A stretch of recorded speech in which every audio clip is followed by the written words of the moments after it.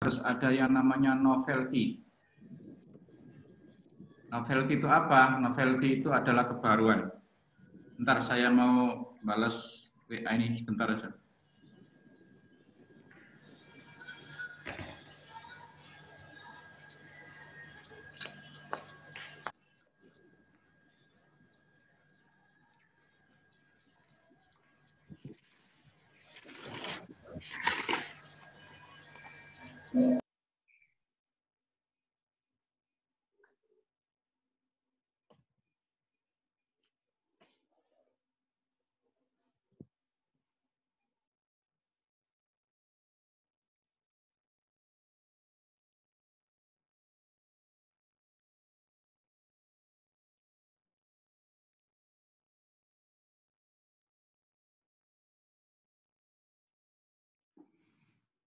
Oke, jadi kira-kira kan gini, untuk apa kita meneliti kalau kemudian hasil penelitian kita itu sia-sia, tidak ada gunanya.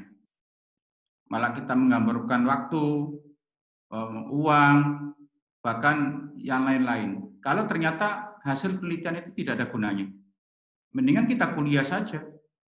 Kuliah, makanya di luar negeri itu kan ada dua pola ya, di ASKA itu. Ada yang jalur riset, by riset. Jadi nggak ada kuliah sama sekali.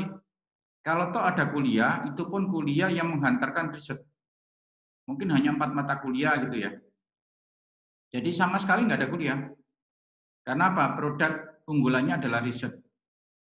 Di luar negeri itu antara lembaga riset dengan perguruan tinggi itu jadi satu. Kalau kita enggak, lembaga riset ada sendiri, kampus juga ada sendiri gitu. Jadi apa namanya enggak menyatu. Nah, ada orang yang pakai jalur riset, maka enggak pakai kuliah sama sekali. Semua kalau ada kuliah itu pun hanya sekedar untuk pengantar riset itu.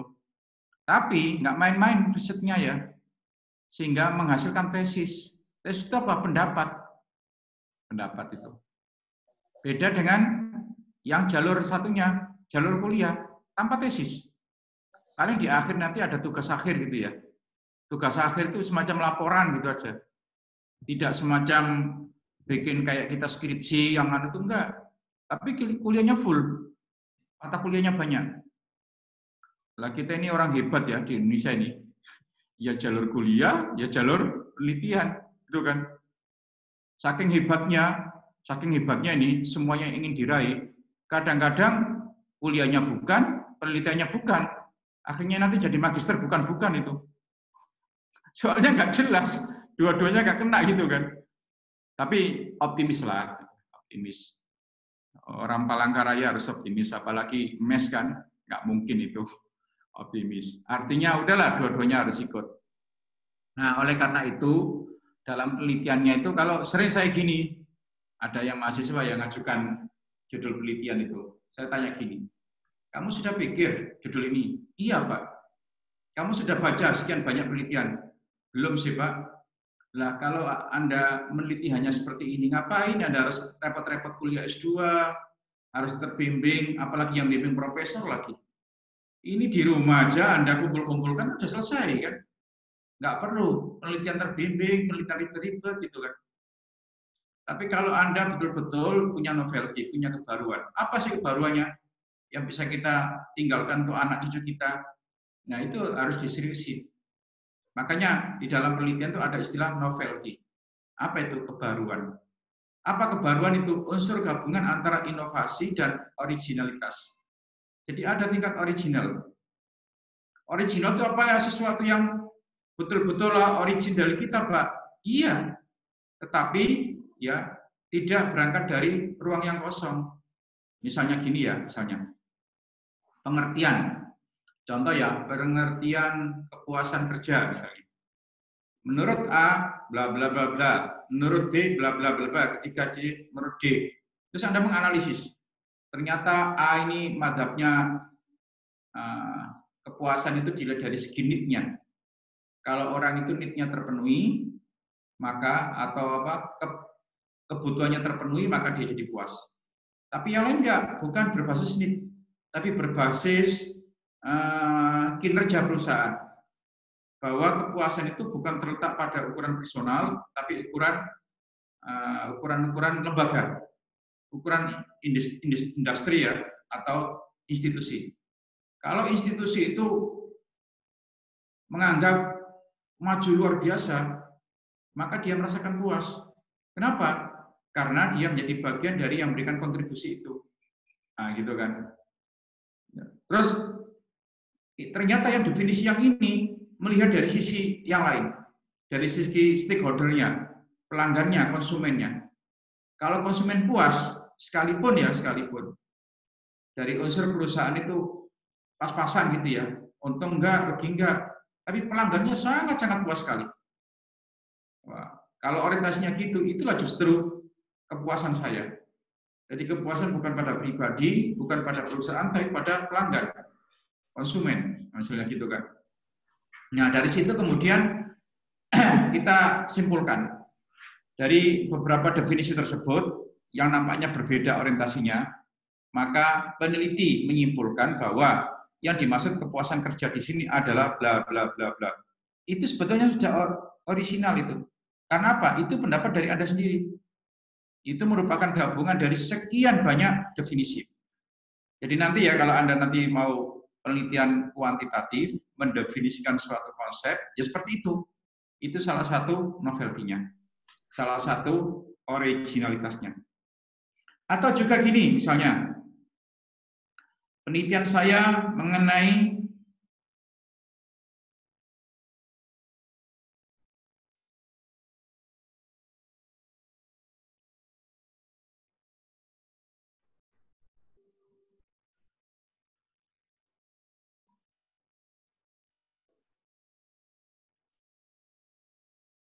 ini ada dokter ya meninggal itu. Dokter yang dari Fakultas Kedokteran UI Jakarta. Ada WA masuk. Oke, saya kasih contoh lain. Misalnya contohnya gini. Pengaruh A, B, dan C terhadap M, misalnya gitu. A, B, C itu variabel X atau variabel independen. M itu variabel Y atau variabel dependent. Ya, M itu yang dipengaruhi, A, B, C yang mempengaruhi. Oke. Pak, gimana Pak originalitas atau inovasi yang itu nanti menjadi novelty daripada penelitian saya, Pak? Sementara Pak, judul pengaruh A, B, dan C terhadap M, itu sudah ada penelitian lain, Pak. Bahkan ada 3 penelitian lagi. Terus gimana Pak letak novelty-nya? Misalnya pertanyaan Anda gitu ya.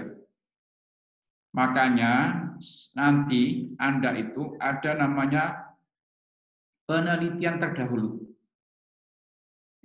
Biasanya dalam satu penelitian itu ada ya penelitian terdahulu.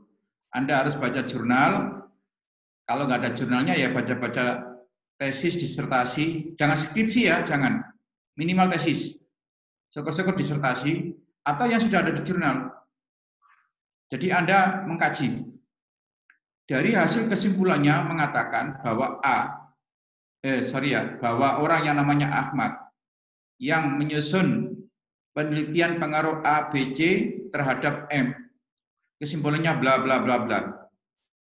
Kesimpulan tersebut belum mencakup pada sisi ini. Bahkan dalam sarannya ia menyatakan bahwa bukan kelemahan ya istilahnya, keterbatasan penelitian ini belum mencapai pada taraf ini. Dan dia nyarankan agar ini. Maka, nah itu ya, penelitian yang peneliti lakukan, jangan saya ya, penelitian yang saya lakukan jangan, salah itu istilahnya. Pakai bahasa ketiga. Penelitian yang peneliti lakukan ini adalah sebagai tindak lanjut dari apa yang telah diteliti oleh si Ahmad tadi. Nah, gitu. Jadi itu novelty. Karena apa? Anda sudah baca sekian banyak literatur, ternyata literatur itu belum menyentuh aspek itu. Anda lihat, gitu kan? Misalnya contoh, ya bagaimana kepuasan pelanggan kan? Ternyata kepuasan pelanggan terhadap bank misalnya, bank itu kan bank syariah. Ya di sisi ribetnya ribet karena Pak ATM-nya nggak banyak. Dari sisi ontologinya Kalau kita pinjam bank-bank syariah itu mahal itu loh. Kalau diukur-ukur dari istilah bunga ya, istilah bunga itu mahal. Tapi Anda dengan melakukan syariah itu Anda merasa nyaman. Atau orang yang hutang ke bank syariah itu merasa nyaman, merasa enjoy karena apa? Dilandasi oleh hukum Islam. Tidak ada unsur riba, dan itu menurut perasaan dia mendatangkan keberkahan dalam hidup. Berkah itu syai'un maknawiyun, sesuatu yang sangat maknawi sekali, yang kadang-kadang ukurannya tidak ukuran matematis atau ukuran material. Semakin dibagi-bagi, semakin bertambah itu berkah itu. Nah, orang ini menikmati betul hasil gitu. Oh, berarti ada unsur keberkahan ya. Nah, unsur keberkahan itu akan sulit ditemukan dalam ya ekonomi pada umumnya. Pasti itu. Beda dengan kalau kita pakai konsep keberkahan tadi. Agak khas itu konsep Islam banget itu. Nah, misalnya itu yang Anda lakukan, maka di situ ada novelty, ada kebaruan. Istilah kalau di UNJ, itu ada istilah state of the art. State of the art. Itu ya. Bentar ya, saya ada WA ini. Saya sebentar, mohon maaf ini.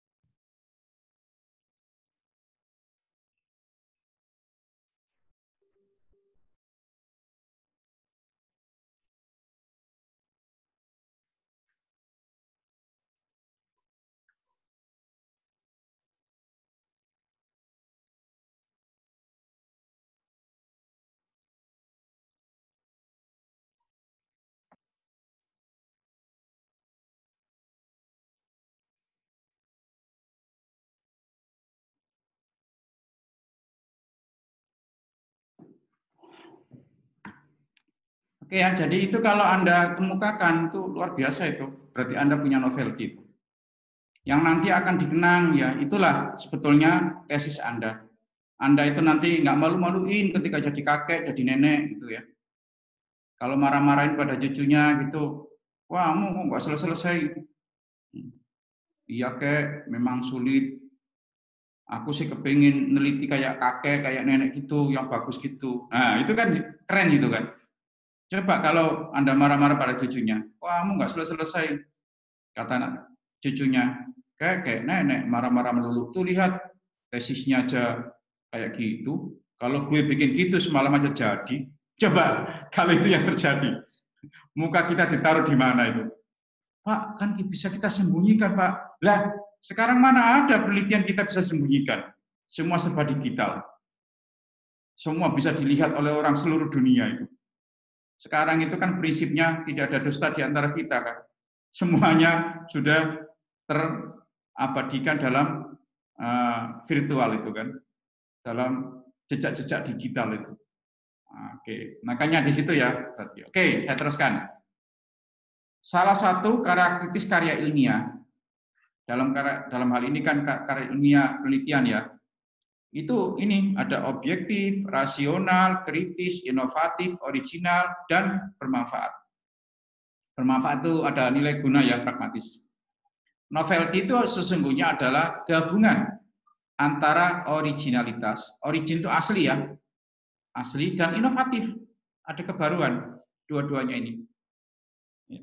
Origin saja, asli saja, tapi nggak ada inovasinya, ya nggak bagus. Inovasi saja tapi nggak original, ya nggak bagus. Maka inilah gabungan novelty itu. Berpikir objektif, oke. Apalagi kita itu mengembangkan falsafah positivistik ya. Kebenaran itu adalah harus terukur secara objektif, jangan subjektif. Kita sebagai peneliti itu kalau penelitian kuantitatif ya, jangan berpikir pikiran kita itu mewarnai dalam satu penelitian. Kecuali kalau kualitatif agak lain ya. Misalnya gini, saya sih berharap ya nanti hasilnya itu pengaruh antara A, B, C terhadap M itu hasilnya nanti gini. Itu nggak boleh ya dalam penelitian itu. Gara-gara kalau sudah pikiran gitu, terus kemudian nanti datanya dirubah. Loh, datanya kok gini ya? Dirubah. Nah, itu nggak boleh. Haram mughaladzah. Waduh, apa itu? Haram mughaladzah itu. Haram murakkab. Kalau orang itu merubah data. Tapi kalau cleansing data boleh. Apa Pak cleansing data itu? Datanya dibersihkan.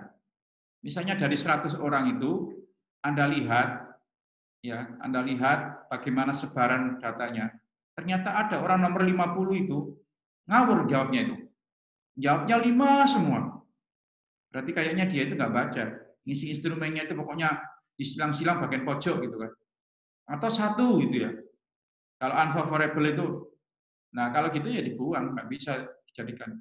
Nah, itu boleh. Boleh. Jadi kalau mengambil bagian-bagian bagian-bagian yang jelek, datanya jelek ya, dibuang itu boleh. Tapi kalau pilih-pilih, terus apalagi ngerubah, nggak boleh ya. Ngerubah angka nggak boleh.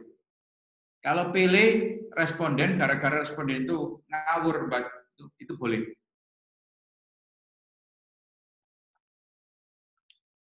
Bayangkan sore-sore mau pulang, tiba-tiba Anda kasih instrumen untuk isi gitu, nggak dikasih kenang-kenangan lagi, males orang kan. Akhirnya apa? Ya ditulis saja, tapi apa ngawur. Di ujungnya itu semuanya sama gitu kan, jawabnya sangat sesuai atau sangat setuju gitu kan. Ya, rasional, ya harus rasional dong. Kritis, harus kritis. Jangan ngikut aja. Oh ini mestinya ini kok, nggak bisa gitu dong. Ya jangan mestinya gitu, tapi ya kita kritis.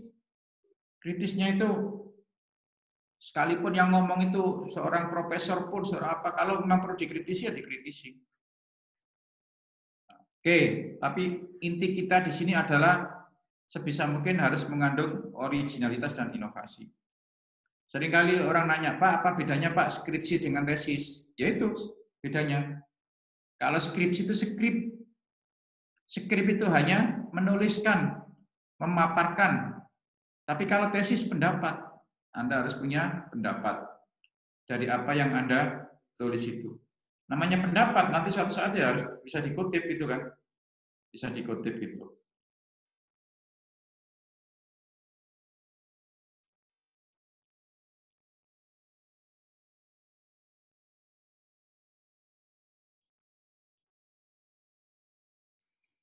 Oke, berikutnya faktor-faktor novelty dalam penelitian. Pak, saya kepingin Pak, penelitian saya nanti bagus Pak. Oke, mantap. Terus gimana Pak caranya Pak supaya bagus? Nah ini, ada bisa jadi dilihat dari faktor manusianya, ya faktor Anda sebagai manusia peneliti, ada faktor isi dari penelitian, ada faktor literatur. Coba kita lihat dari faktor manusianya. Pertama, dilihat dari kompetensinya.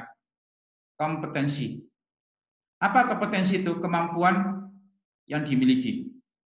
Baik melalui jenjang pendidikan, jelaslah Anda kan S2 kan? Ya jelas nggak main-main itu. Berapa sih orang yang punya kesempatan untuk bisa S2?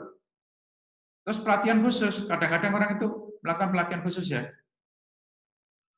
Sehingga dia punya kompetensi tersendiri.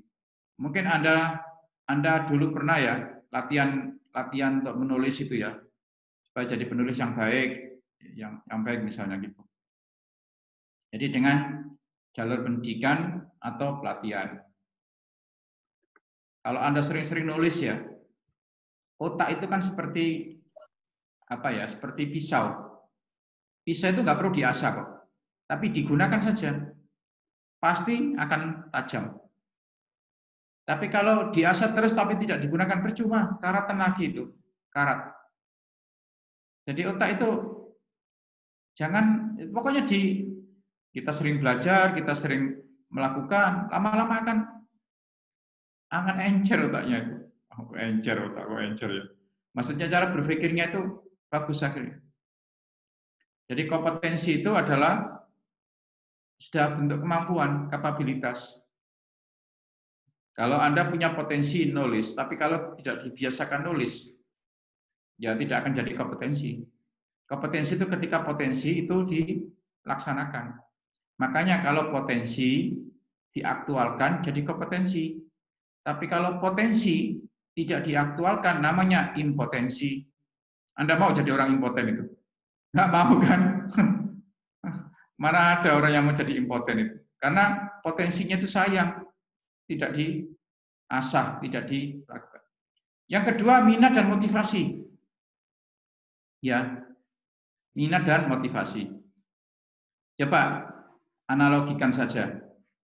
Orang di sekitar Anda itu adalah, ya Anda yang belum nikah itu ya, ada orang cantik, orang cakep, tapi Anda nggak minat sama dia. Kira-kira Anda mendekat nggak? Pasti nggak mendekat. Sementara ada orang jelek itu ya, jeleknya nggak ketulungan. Jeleknya itu 7 turunan, ibaratnya gitu. Saking jeleknya itu. Sampai teman Anda itu, memperingatkan, ngapain sih kamu dekat dengan dia? Jelek, bau, bawel, boros, gitu kan. Misalnya, malah Anda mengatakan, kalau Anda berminat ya, Anda tidak merasakan apa yang aku rasakan. Nah, gitu kan. Kalau Anda berminat, jadi orang berminat itu segala-galanya. Maka di situ ada passion. Passion itu apa? Gairah. Gairah, semangat untuk menulis itu. Menulis itu. Makanya sebaiknya nanti Anda jangan tanya gini, Pak Mujib, supaya nanti bagus Pak. Apa Pak yang saya tulis Pak? Salah ngomong gitu itu salah. Akhirnya yang nulis itu saya, bukan Anda. Tapi gini, waduh saya kok pengen nulis ini ya, tapi kok sulit ya. Nah, silakan itu dikomunikasikan ke dosen-dosen Anda.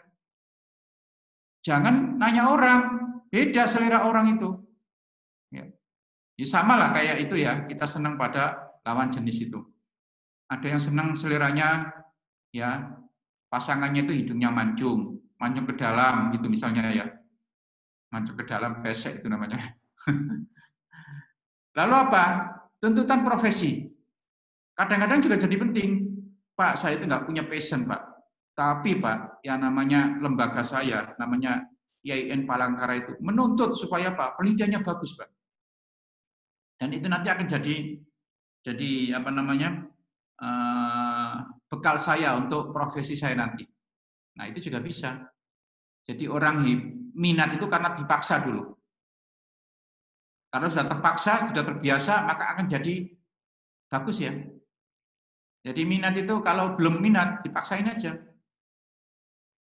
Ada istilah Jawa itu, saya tidak tahu istilah Palangkaranya apa ya. Trisno jalaran songko kulino. Cinta itu karena terbiasa.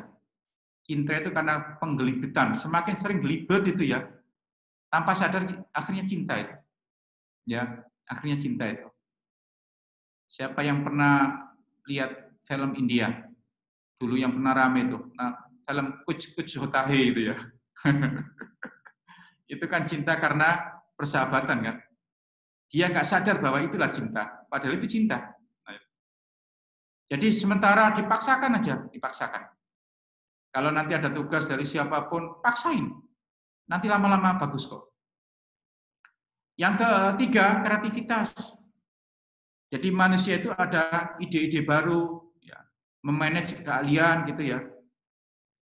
Kalau ada anak ya, dari kecil itu sering bertanya, itu berarti anak itu kreatif. Tanda anak itu bakalan pinter gitu ya. Tapi kadang-kadang ibu-ibu itu kan salah kan. Anak banyak tanya, diam kamu gitu kan. Berisik gitu kan. Nah, kadang-kadang ada mahasiswa pinter kritis itu ya. Justru itu kreatif. Orang kreatif itu tandanya orang itu nakal. Biasanya tuh diikuti oleh kenakalan-kenakalan itu kalau kreatif.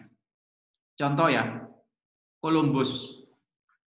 Siapa yang pernah kenal siapa Columbus? Siapa Columbus? Halo? Yang menemukan benua Amerika. peta. Yang menemukan benua Amerika ya? Yang menemukan benua Amerika kan? Iya. Yang menemukan benua Amerika. Ketika dia menaklukkan dari satu daerah ke daerah lain. Iya. Apa yang dilakukan Columbus? Udah ditanya guanya mana kalau masuk ya. Ya. Apa yang dilakukan oleh Columbus? Dia mengumpulkan, kemudian waktu istirahat Cuman mengumpulkan. kalau kayak gini nggak dapat ilmu jadinya. Tolong dimutkan ya, siapa? Biar suaranya tidak ganggu. Oke, ya. Setelah dia istirahat, dikumpulkanlah anak buahnya itu. Ayo kumpul-kumpul di sini. Begitu kumpul, lalu Columbus nanya gini, siapa di antara Anda yang bisa memperdirikan telur? Telur itu kan oval ya. Siapa yang bisa memperdirikan gini, akan saya kasih hadiah. Dari sekian banyak tentara itu, satu pun tidak ada yang bisa memperdirikan telur. Ya memang nggak bisa dong, telur kok diperdirikan. Tapi dengan kecerdasan, dengan kehebatan Columbus, dengan kreativitas Columbus, ya tadi orang kreatif itu agak sedikit-sedikit nakal gitu. Lalu apa?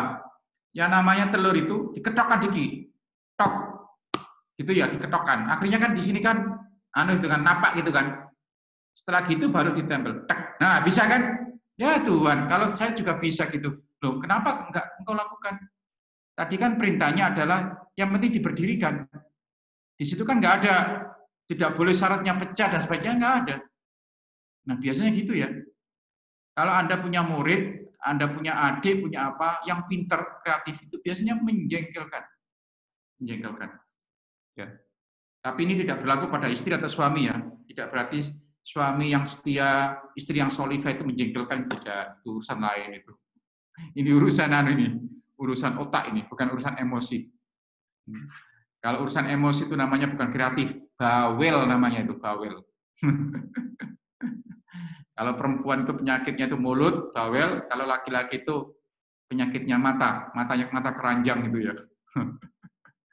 Makanya perlu dikacamatai kalau laki-laki. Kalau perempuan perlu dimaskeri itu ya.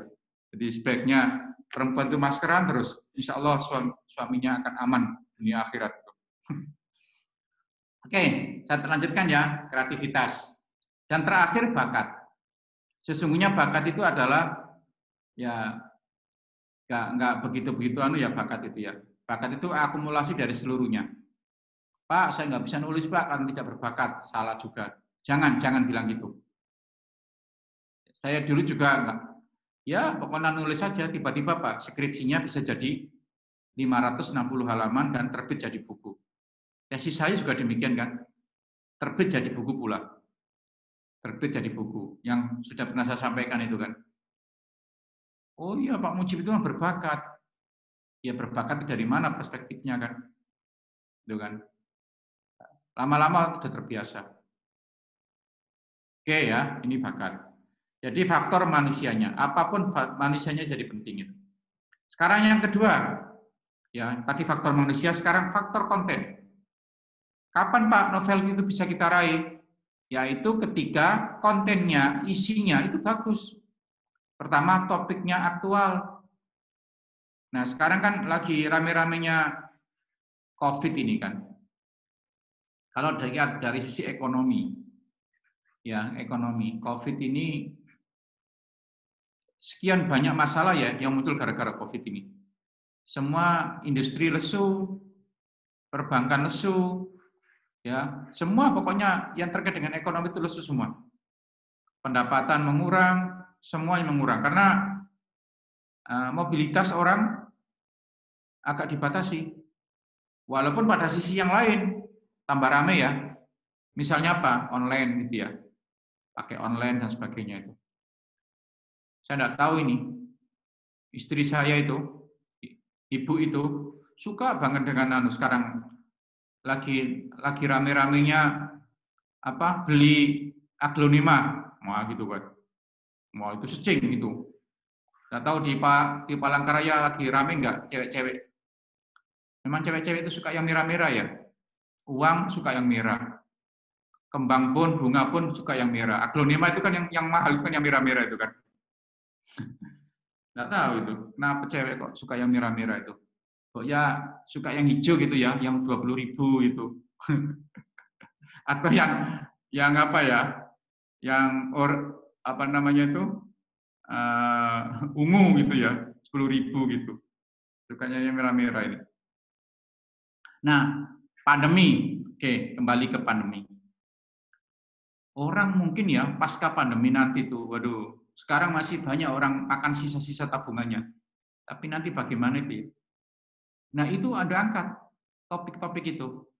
Efek dari pandemi itu dalam hal ekonomi itu apa? Sampai pada perceraian dan sebagainya itu. Kalau saya kok berharap ya, novelty Anda nanti ya, jangan semata-mata bicara mengenai ekonomi asik. Kaitkan dengan problem-problem kemasyarakatan. Misalnya gara-gara menurunnya tingkat ekonomi itu menyebabkan perceraian misalnya. Kan banyak kan perceraian sekarang ini kan gara-gara ekonomi itu. Nah, itu jadi penting ya. Berarti itu ada nilai pragmatisnya, nilai manfaatnya. Lalu mungkin Anda nanti bisa menteorikan, sebetulnya bukan masalah ekonomi ya yang penting, tapi apa? Keberkahan dalam ekonomi. Nah, punyalah teori tentang keberkahan dalam ekonomi itu. Lalu originalitas, tadi sudah ya. Originalitas itu atau originalitas sama ya. Signifikansi akademik. Kira-kira kalau tesis Anda itu selesai, bermanfaat nggak bagi pengembangan akademik Anda itu? Saya dulu gini ya, ini saya tidak tahu Anda. Ketika saya di SD, di Madrasah Ibtidaiyah, guru nahwu saya, guru bahasa Arab kan ada nahwu kan, nahwu sorof. Dulu itu kan, wow, kalau nggak bisa hafalan Imriti itu, dipukul pakai rotan itu. Sehingga ketika itu saya berpikir, saya nanti harus jadi guru. Kalau jadi guru enak, nanti mukulin murid semaunya saja. Jadi cita-cita saya itu gitu aja praktis. Begitu ke sanawiyah ya, disitulah saya mulai menginjak ya, suka sama lawan jenis. Ternyata jadi guru itu enak ya, mendekati cewek-cewek yang cantik itu enak aja itu kan. Lalu apa? Cita-cita saya berubah, saya nanti harus jadi guru sanawiyah. Biar kalau mendekati cewek yang cantik itu gampang. Gitu. Lalu apa? Keahlian juga demikian. S1 juga ada pokoknya. Nah, yang penting S2. Ingat, syarat menjadi dosen itu S2. Dan saya itu dulu memproyeksikan, tesis saya harus bagus. Sebab apa? Saya harus jadi dosen.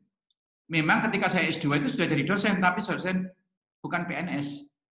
Saya diangkat sebagai PNS itu setelah saya kuliah S2. Maka saya proyeksikan, buku saya nanti harus ada signifikasi akademik. Ternyata saya orang tarbiyah, psikologi, saya bicara mengenai psikologi, wah ternyata buku saya langsung terbit dan saya jadi populer ya dengan pendekatan psikologi Islam itu. Walaupun kemudian saya kuliah lagi di S2 ya, ngambil psikologi industri organisasi. Tapi berangkat dari situlah cita-cita saya harus jadi dosen. Dan itu harus saya tunjukkan bahwa tesis saya itu bagus, gitu. Lain daripada yang lain. Dan harus terbit. Nah, gitu ya. Terus distingsi dengan yang lain. Kalau sama, ya coba kalau Anda gini ya, saya pernah eksperimen. Mahasiswa S1, saya suruh melingkar di hadapan meja. Coba perhatikan meja ini. Ada sekitar 25-an orang melingkari meja itu. Udah ya, perhatikan ya. Lalu apa? Saya ngambil kain putih. Kain putih itu kemudian saya saya beberkan di meja itu. Setelah itu lalu apa? Saya ngambil pulpen yang pakai ada tintanya itu ya, yang disedot dulu itu zaman dulu kan gitu kan. Paker itu apa namanya itu ya. Itu saya cipratkan sedikit gitu kan. Kan ada cipratannya tintanya itu ke kain putih yang saya gelar di meja itu. Lalu saya bilang, coba Anda tulis apa yang saya lakukan tadi. Apa yang terjadi? Ternyata dari sekian banyak orang itu, 25 orang itu, semuanya gini, ada percikan tinta yang dituangkan dalam kain. Udah saya kumpulin, hampir semuanya gitu. Terus saya bilang gini, kenapa sih ya? Kain itu kan lebarnya segitu lebar, panjang lebar segitu, semeja ini. Lalu saya ngasih cipratan dikit aja dari tinta itu. Tapi kenapa fokus Anda kok cipratannya itu ya? Kok bukan kainnya yang luas dan lebar itu? Apa artinya itu?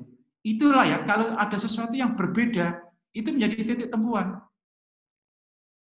Jadi orang nggak lihat pada umumnya, nggak akan lihat pada umumnya. Pasti lihat yang khas tadi. Khas itu ada dua ya, saking buruknya, saking bagusnya. Saya yakin kalau mahasiswa MES YN Palangkaraya itu bukan khas karena buruknya, bukan. Tapi khas karena hebatnya, karena bagusnya itu. Oke, terakhir dari sisi, tadi kan konten ya, terakhir dari sisi literatur. Literasi. Apa itu? Literaturnya primer. Menurut siapa itu? Stephen Robin. Lalu apa? Anda melihat daripada kutipan orang dikutip. Bahkan kadang-kadang ya, skripsinya orang atau tesisnya orang di bab 2-nya, di bab teorinya, itu dikutip. Jadi dia tidak langsung melihat bukunya, tapi melihat kutipannya orang, lalu kutipannya dikutip. Wah, ini dosa yang besar itu ya. Dosa. Makanya ada namanya uji referensi. Mana bukunya yang Anda kutip? Supaya apa? Tidak terjadi plagiasi ya. Jangan sampai itu dosa besar dalam tradisi akademik. Jadi jangan second primer. Menurut A, ya kutip langsung di bukunya A. Jangan menurut A yang ada di B, jangan. Pak, sulit Pak. Ya namanya kuliah itu sulit untuk mencapai satu hebat ya. Sulit memang itu ya. Itu. Kemudian bahasa aslinya, kalau bisa ya bahasa Inggris ya. Syukur-syukur Anda itu kan MES, bahasa Arab, keren kan? Keren. Saya bisa Pak, selain bahasa Indonesia Pak. Bahasa apa? Bahasa daerah. Ya, nggak ada bahasa daerah itu. Ngapain bahasa daerah? Tahun terbitan sebisa mungkin, ya, Anda tahun terbitan 2 tahun terakhir, maksimal 5 tahun terakhir. Kalau tahun-tahun sudah 10 tahun, 20 tahun itu kan jadul, itu sudah berubah zamannya. Sudah zamannya berubah. Ini aja ya, kondisi sebelum COVID, setelah COVID aja sudah berubah betul. Baru berapa bulan ini ya, 8 bulan. Seluruh tatanan ekonomi dunia berubah gara-gara COVID ini. Berarti literasi Anda, kalau Anda kutip dari, ya 1 tahun yang lalu aja sudah basi itu. Apalagi lebih dari 5 tahun itu kan. Karena memang kondisinya berubah itu. Lalu konfirmasi ke expert. Jadi apa yang Anda tulis itu harus terbimbing betul. Pak, Bu, bagaimana Bu? Ini Bu, bagus enggak ini kan? Menurut pengalaman Ibu kayak apa? Pengalaman Bapak kayak apa? Gitu. Perlu. Expert di sini adalah dosen pembimbing gitu ya, kira-kira gitu. Coba Anda perhatikan ya. Coba Anda perhatikan. Ayat yang pertama kali turun kan Iqra bismi rabbikal ladzi khalaq. Iqra itu kan kekuatan literasi kan? Kekuatan membaca. Anda orang Palangkaraya, kalau ke Jakarta naik pesawat. Anda kalau ke Jakarta naik pesawat nggak? Iya. Berani ya naik pesawat ya? Ya, Berani, Pak. Berani, Prof. Saya nggak berani naik pesawat. Saya kalau ke Palangkaraya ya masuk aja ke pesawat. Ngapain? Kalau naik nanti kena angin jatuh, saya khawatir. Mendingan masuk. Nggak berani saya kalau naik. Masuk dan duduk. Gitu. Oke ya. Kalau Anda sudah masuk di pesawat, bukan naik di pesawat ya, masuk di pesawat, Coba Anda perhatikan. Semua lampu akan dimatikan ketika mau landing maupun mau take off maupun landing, dua-duanya. Ketika mau take off, dimatikan. Supaya apa? Tenaganya kuat. Supaya strumnya itu, listriknya itu semuanya terfokus pada tenaga, pada baling-balingnya. Bukan diambil untuk lampunya. Tapi ada kata-kata gini, kalau Bapak Ibu ingin membaca, maka lampu di atasnya bisa dinyalakan. Khusus itu boleh. Apa artinya itu? Betapa pentingnya membaca itu ya. Sampai ya, yang namanya pesawat itu harus dimatikan. Demi konsentrasi tenaga baling-balingnya itu kuat. Ternyata masih diperbolehkan khusus untuk membaca. Nanti ada kata-kata gitu. Kalau ingin baca, silakan lampu baca di atas bisa ditekan, gitu kan. Tapi jangan keliru nekannya ya. Nekannya keliru yang bel itu. Nanti ada pramugari ke Anda itu. Kenapa Pak? Loh, kenapa? Loh, tadi Bapak kan mencet bel kan? Oh, salah saya. Itu kentara sekali bahwa dia tidak pernah naik pesawat itu. Jangan malu-malu ya. Jangan malu-malu ini. Saya pernah umroh. Begitu umroh itu, samping saya itu orang tua gitu kan. Orang tua. Ya bingung ya. Dikasih makanan itu kan banyak sekali itu kan. Tapi yang kecil-kecil gitu kan. Ada buah, ada salad, ada macam-macam lah, macam-macam pokoknya. Apalagi pesawatnya itu pesawat apa ya? Arabia Airlines. Jadi memang gayanya beda, agak sedikit beda dengan Garuda kan. Nah, dia tuh lihat saya aja. Ngelihat saya aja kan. Jadi dia itu apa yang saya lakukan dia tiru kan. Saya juga gitu. Saya kerjain dia itu. Saya pertama makan yang paling nggak enak itu kan. yang saya yakin kalau lidah orang kita nggak bisa. Nah di situ ternyata ada zaitun. Zaitun tahu zaitun ya? Zaitun itu kan pahit kan, tapi saya suka. Zaitun itu menguatkan. Jadi zaitun saya ambil, terus saya kemudian saya kunyah-kunyah gitu kan. Orang itu ngikut. Kok pahit? Sampai orang itu menumpangkan lagi. Ya, nggak pernah naik pesawat ya. Iya, tapi jangan terlalu lah, jangan terlalu apa namanya itu kentara gitu kan. Oke. Jadi itu ya, literasi itu penting. Bahkan coba Anda perhatikan. Ketika Nabi Muhammad Isra Mi'raj.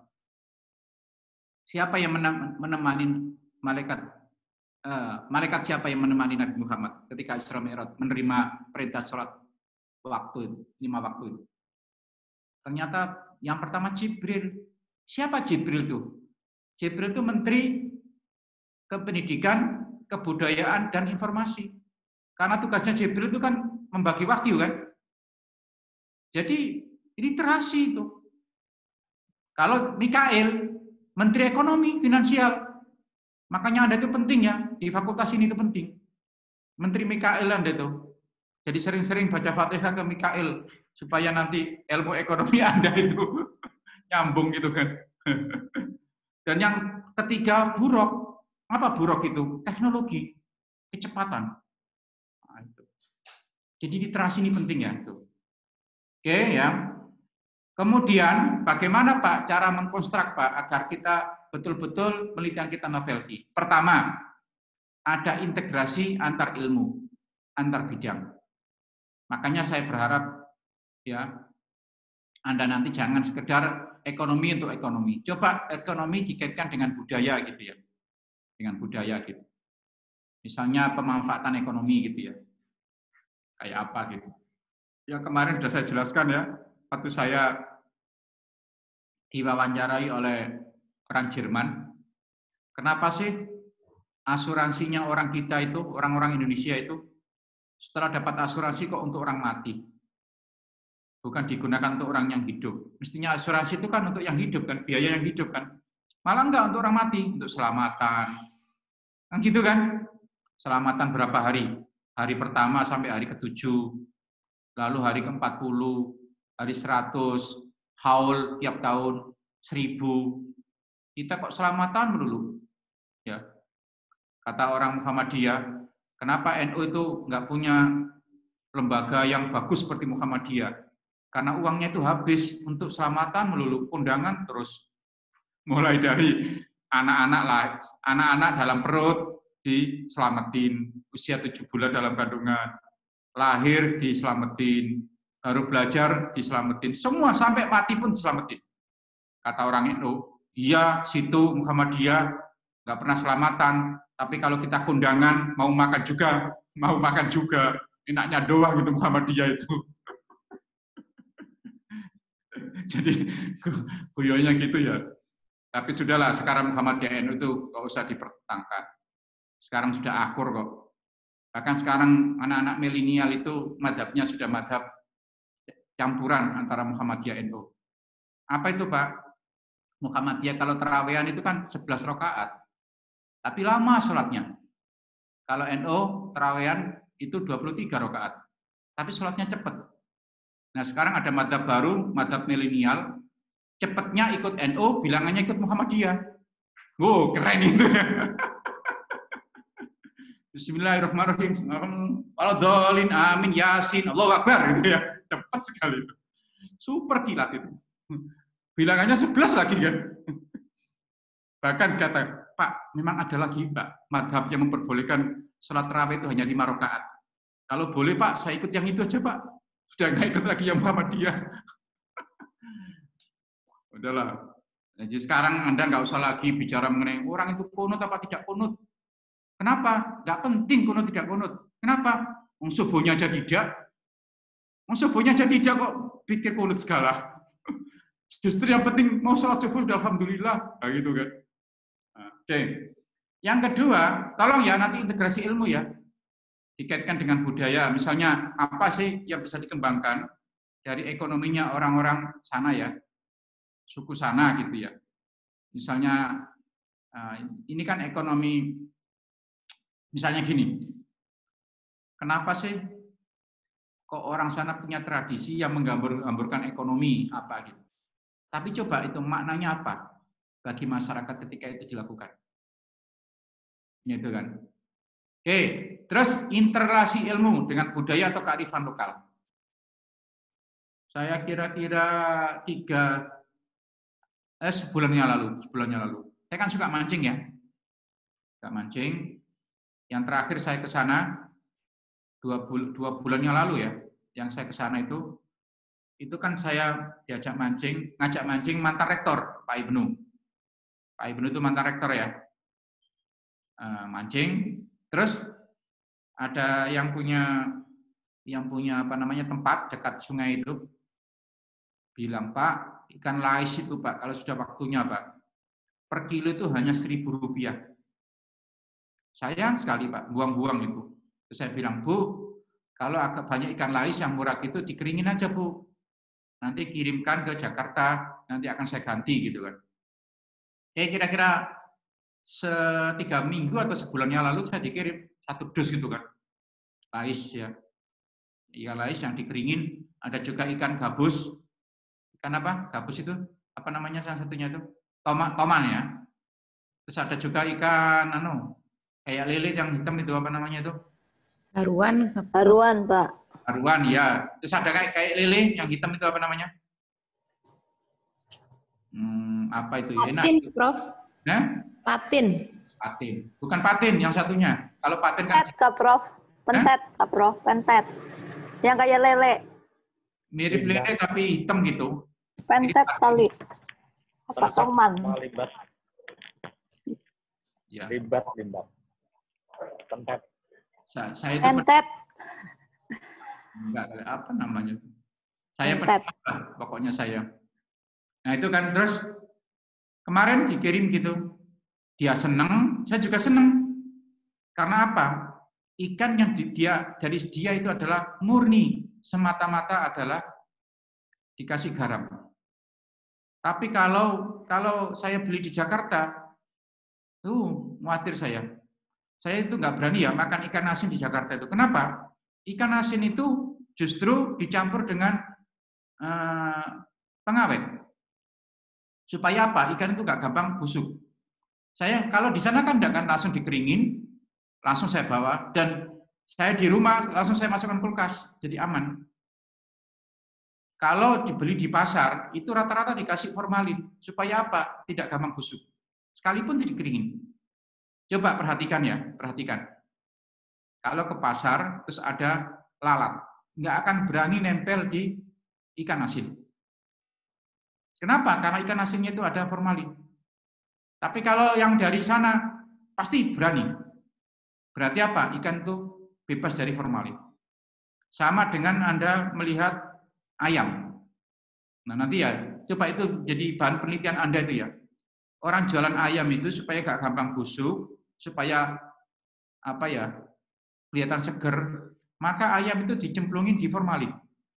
Cara nyemplungnya itu gini, ya. Taruhlah ini yang saya pegang ini adalah kakinya ayam. Ini dipegang gini, dicelupin, seret gitu kan, badannya kan ditarik. Makanya kalau dijajarkan di pasar, terus ada lalat, itu yang dikerubungi lalat itu bukan badannya, tapi apa? Kakinya. Coba Anda logis enggak ya? Lalat itu kok merubungi kakinya. Memang ada apa kakinya? Kan enggak ada apa-apa kan? Mestinya kan pada kulitnya kan, badannya kan. Karena dia takut di situ ada formalinnya. Sementara di di kakinya enggak ada formalin, maka dia berani. Makanya kalau ada sayuran terus ada lalatnya, itu bagus sebetulnya. Karena apa? Terhindar dari pestisida. Tapi kalau ada sayuran kemudian ada tidak ada lalatnya, justru jadi pertanyaan. Jangan-jangan di situ ada pestisida. Kok jadi ngomong makanan ini ya ceritanya ya. Tapi enggak, itu juga terkait dengan ekonomi ya. Jadi itu perilaku-perilaku yang salah, yang justru itu akan merusak ekonominya. Tolong nanti itu dibahas, itu bagus saya kira itu. Nah, saya lebih enak ya, walaupun harganya mungkin sama ya, atau mungkin lebih murah. Tapi kan saya ada niat menolong yang pertama kan, dan saya juga yakin kiriman ikan asin dari sana daripada saya beli di. Makanya saya berani makan ikan asin itu ketika yakin, atau dari kampung saya. Ikan mujair dikeringin itu mau saya. Tapi kalau di pasar nggak mau saya. Ikan-ikan asin yang ikan gede-gede dipotong-potong itu saya nggak mau makan. Dan saya itu agak sensitif gatal itu ya. Tapi kalau ikan asin yang bagus. Nah, makanya yang kedua ini coba Anda perhatikan. Novelty itu dibangun dari interrelasi ilmu dengan budaya atau kearifan lokal. Saya kira bagus ini. Ya. Jadi apa kearifan lokal sana yang nanti Anda angkat untuk ini. Yang ketiga, kontekstualisasi ilmu dalam kekinian dan kedisinian. Jangan ya teori-teori jadul digunakan. Ekonomi itu kan ilmu baru kan. Ya kaitkanlah dengan apalagi sekarang ini kan sudah revolusi industri berapa? 4 ya.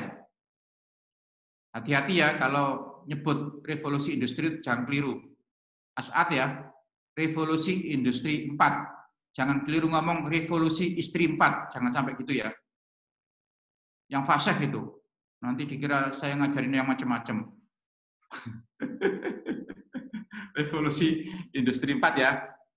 Jadi kaitkan gitu ya, supaya apa? Ada faktor kekinian dan kedisinian. Keindonesiaannya itu supaya nampak. Terakhir, kombinasi berbagai metode penelitian. Nah, coba kita lihat metode penelitian ini. Metodologi penelitian itu nanti ada 3 ya. Ada pendekatan, ada metode, ada teknik. Apa Pak pendekatan itu? Ya, pendekatan itu adalah pola keilmuan yang dikembangkan. Misalnya apa? Monodisipliner gitu ya. Ekonomi saja. Tapi kalau interdisipliner itu sudah mulai ada gabungan ya antara 2 pendekatan itu ya. 2, 3, 4 pendekatan. Jadi apa? Jadi lebih bagus gitu kan. Lebih bagus itu. Contoh ya misalnya ya. Nah ini ada banyak contoh ya.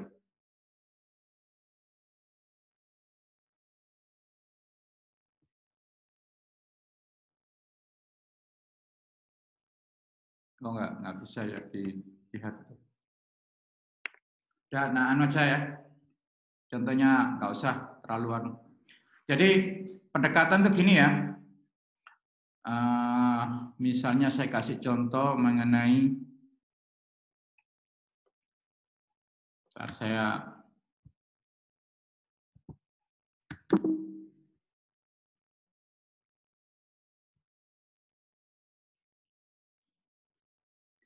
Pendekatan penelitian.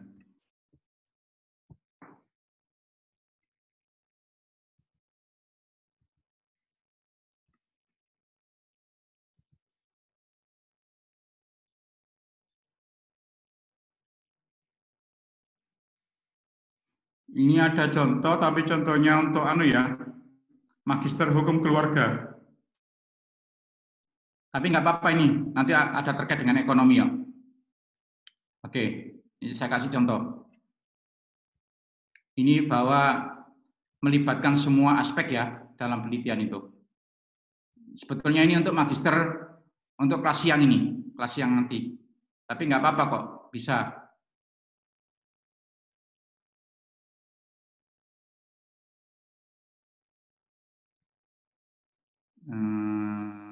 Oke, nah ini.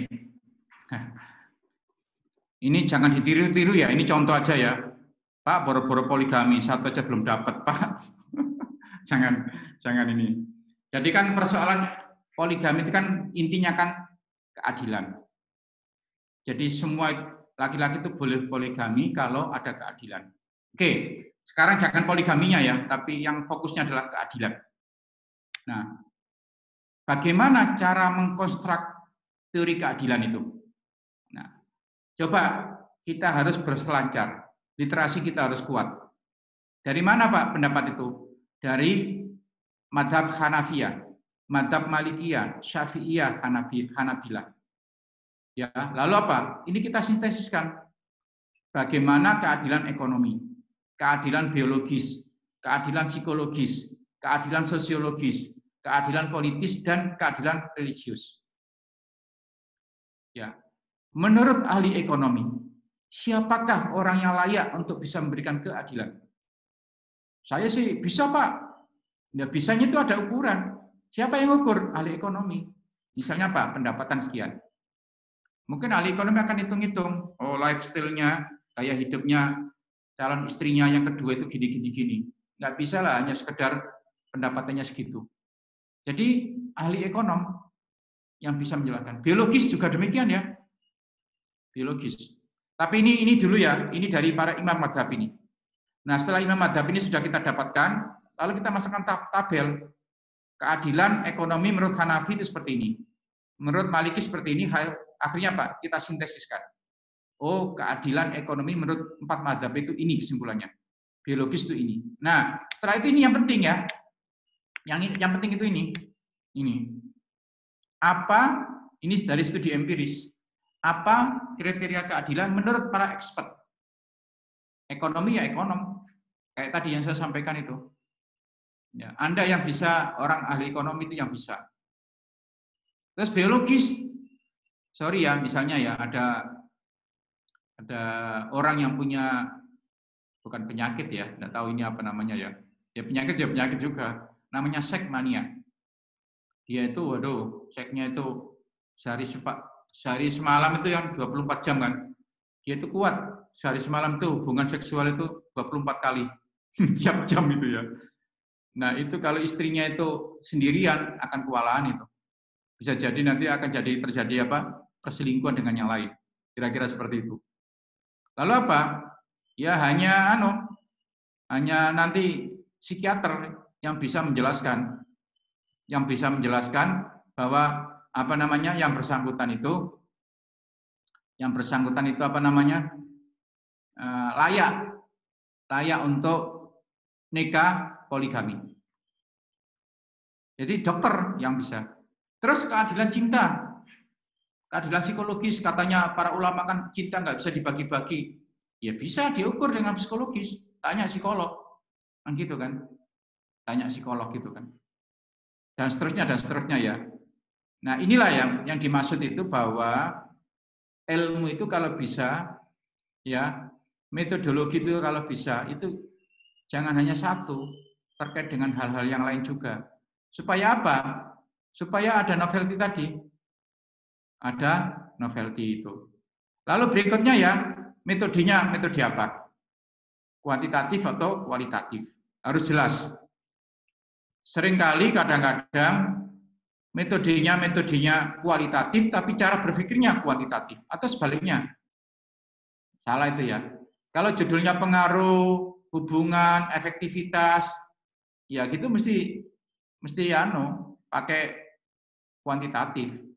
Kalau deskriptif, ya baru kualitatif kan. Nah, metodenya harus jelas. Bahkan kalau bisa ya, tapi kalau S2 tidak saya sarankan. Tapi kalau S3 saya sarankan mixed method. Metode campuran antara kuantitatif dan kualitatif. Teknik ya, langkah-langkah operasionalnya kayak apa? Teknik pengumpulan data. Ya, kalau kualitatif kan pakai wawancara, observasi, dokumen. Kalau kuantitatif pakai penyebaran angket gitu kan. Itu teknik pengumpulan data. Teknik analisis data. Kalau kuantitatif pakai regresi, korelasi, pakai studi pakai PET analisis, analisis jalur. Kalau kualitatif ada konten analisis, ya kualitatif ya, dan seterusnya. Terus teknik interpretasi data. Nah, interpretasi data itu ada ya teori-teorinya ya. Itu banyak sekali. Jadi ini nanti saya berharap tulisan Anda nanti, tesis Anda nanti itu, penelitian Anda nanti memiliki novel key. Sebelum saya masuk ke prosedur penelitian kuantitatif, ya, mungkin ada yang tanya, silakan.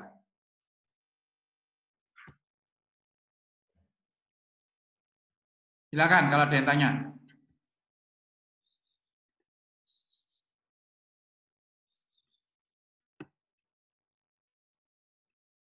Kalau diam itu ada dua kemungkinan.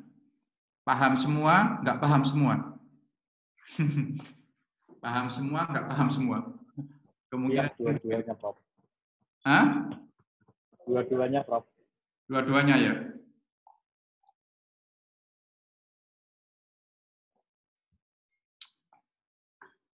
Sambil minum kopi itu ya, asik.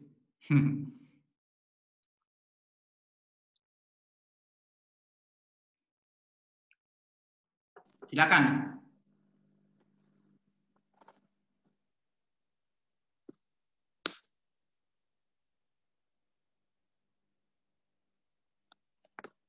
Prof, ingin bertanya, Prof. As'ad. Oke, silakan. Gini, untuk yang faktor literatur, kan paling sering juga sih, Prof, ditemukan yang literatur primer itu, saduran dari literatur primer. Pasti kan banyak yang agak sulit nih, Prof, untuk yang mencari beberapa, misal, mungkin kalau teorinya itu ada di ada di buku atau terbitan yang lama segala macamnya, pasti kan agak sulit untuk dicari beberapa sumbernya, sumber primernya. Nah, bisa nggak sih, Prof, kalau misalnya kita tetap menggunakan kutipan dari penelitian lain, atau kita ambil tesisnya atau pendapatnya si peneliti itu, Prof. Jadi akhirnya pendapatnya peneliti itu jadi primer jadi literatur primer kita, Prof. Memperbolehkan apa enggak ya untuk menghindari plagiasinya?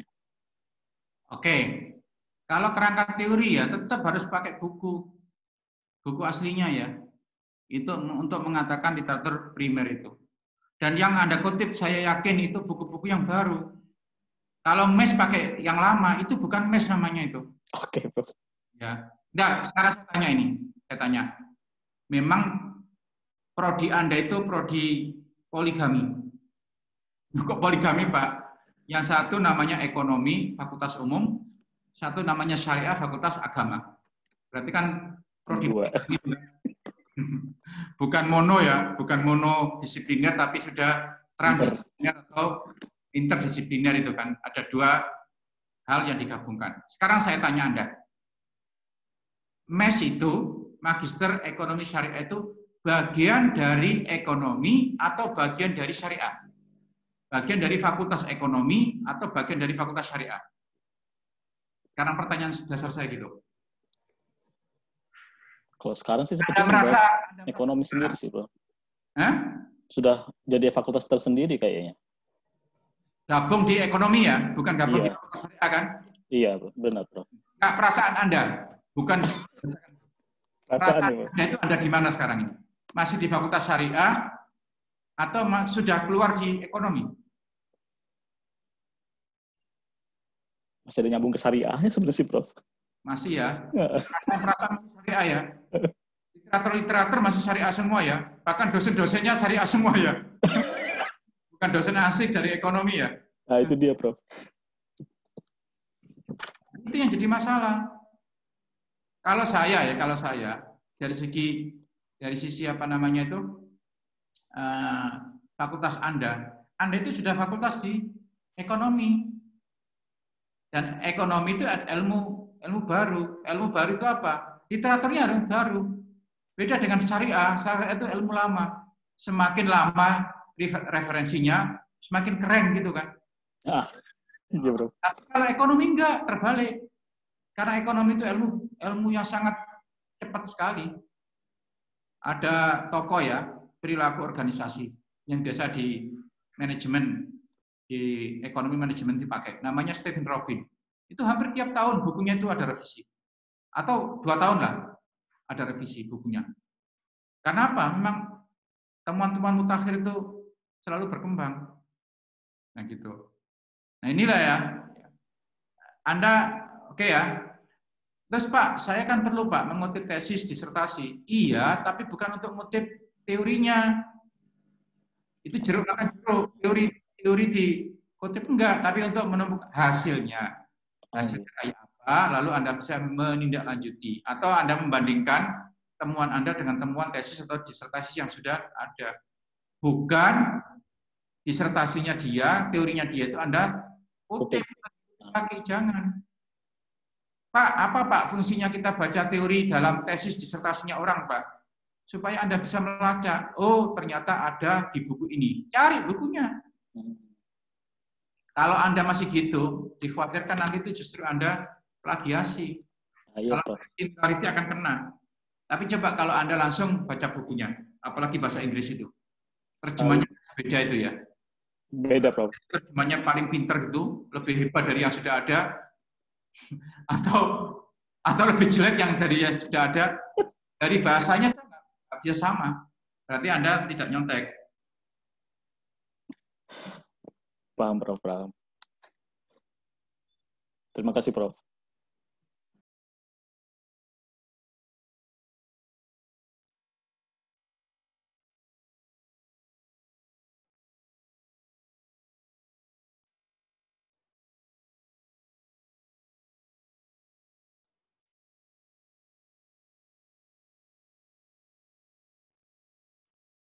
Ada lagi silakan. Gantian ya, biar ada istirahatnya saya juga. Karena ini 3 jam, terus nanti siang juga 3 jam.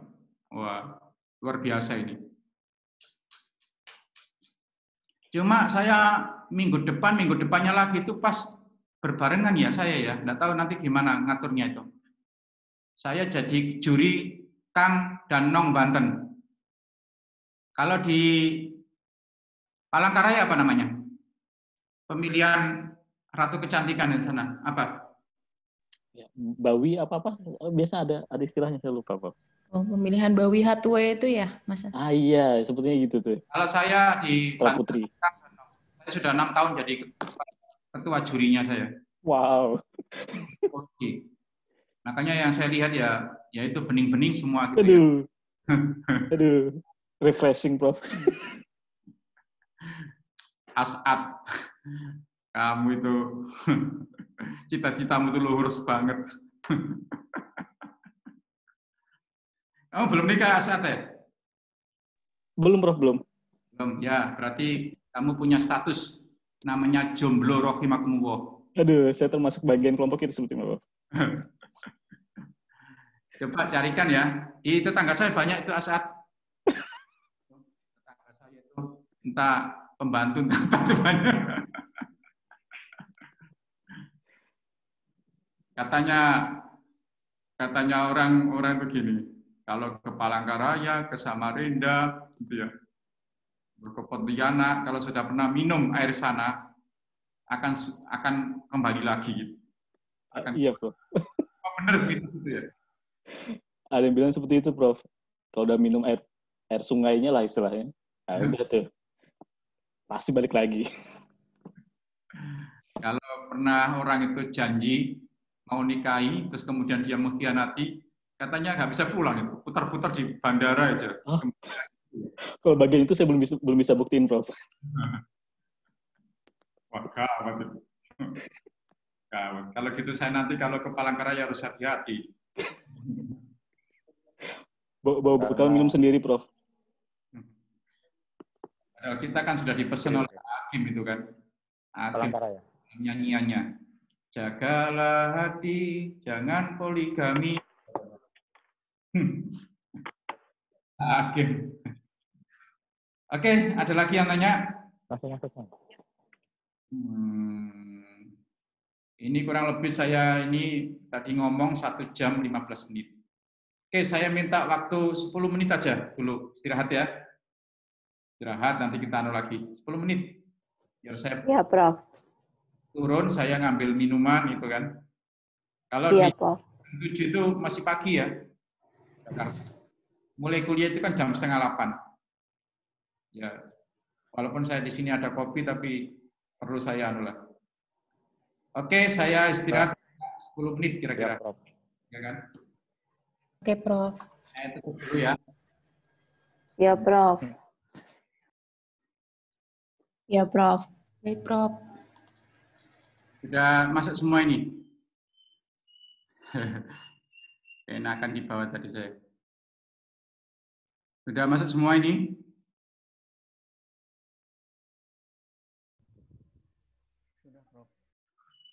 AC-nya belum nyala ini.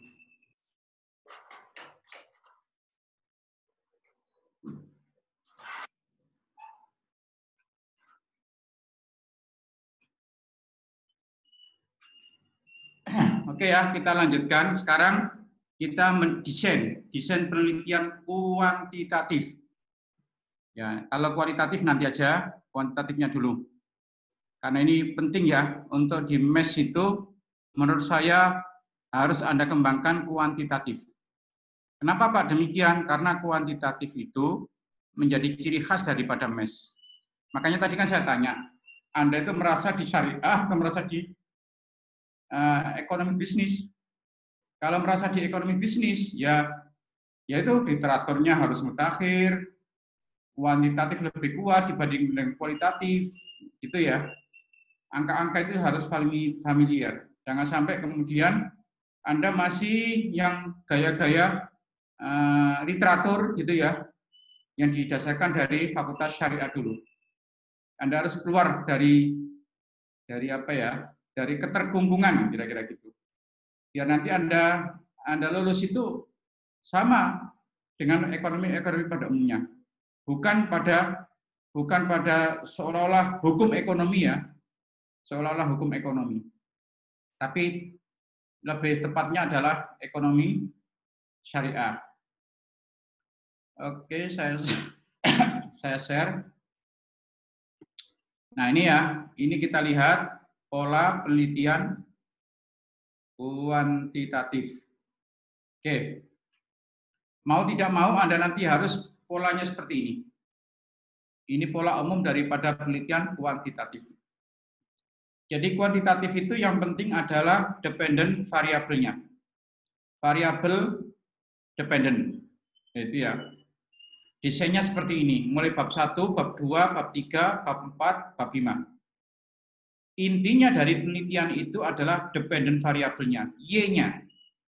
Y-nya itu tidak boleh berubah, sebab itu kalau berubah semua. Jadi Y itu nggak boleh berubah ya. Misalnya, pengaruh bla bla bla bla bla terhadap kepuasan kerja. Nah, kepuasan kerja itu yang jadi penting terhadap itu. Makanya nanti ketika menjelaskan tentang latar belakang dan sebagainya, itu didulukan. Kenapa ya kepuasan kerja kok dibahas? Ada apa dengan kepuasan kerja? Oh, ternyata masalah.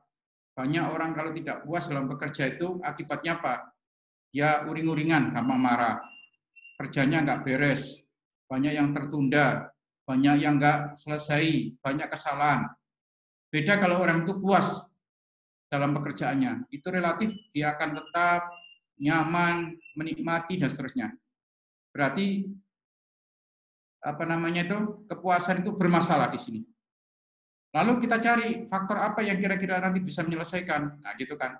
Oh, faktor ini, faktor ini. Itulah kemudian kita jadikan X-nya, variabel independennya. Misalnya tadi pengaruh A, B, dan C itu independen. Itu yang mempengaruhi.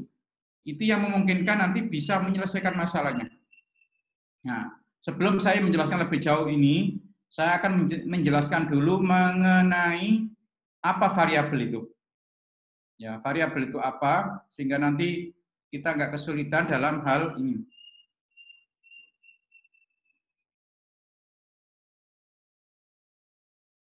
Oke.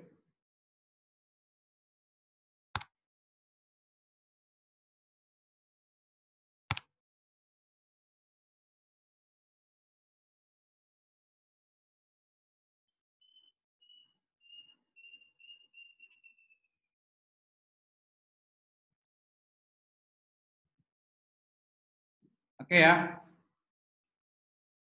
Variabel. Variabel adalah objek penelitian. Apa yang menjadi fokus dalam penelitian? Variasi dari objek penelitian atau konsep yang memiliki nilai yang bervariasi. Macam-macam variabel, ada variabel dependent, dipengaruhi, atau sering kita sebut dengan variabel Y. Nah, saya tambah aja biar lebih gampang ya. Y.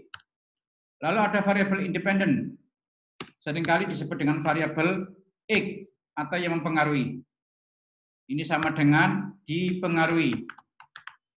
Ya. Kemudian independen mempengaruhi.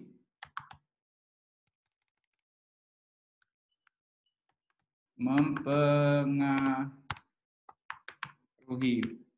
Terus variabel moderator. Moderator itu bisa melalui, bisa tidak, di tengah-tengah posisinya. Atau mediator. Ya, mediator ini saya buang aja interveningnya ya. Atau mediator. Mediator itu wajib. Pengaruh ini terhadap ini melalui ini, nah gitu. Melalui itu mediator. Tapi kalau moderator, pengaruh ini terhadap ini bisa iya, bisa tidak dengan melalui ini, nah gitu. Oke, ya ini variabel. Coba satu persatu akan saya jelaskan ya, supaya nanti Anda tidak salah mengambil variabel itu. Oke. Variabel dependen adalah variabel terikat atau yang dipengaruhi.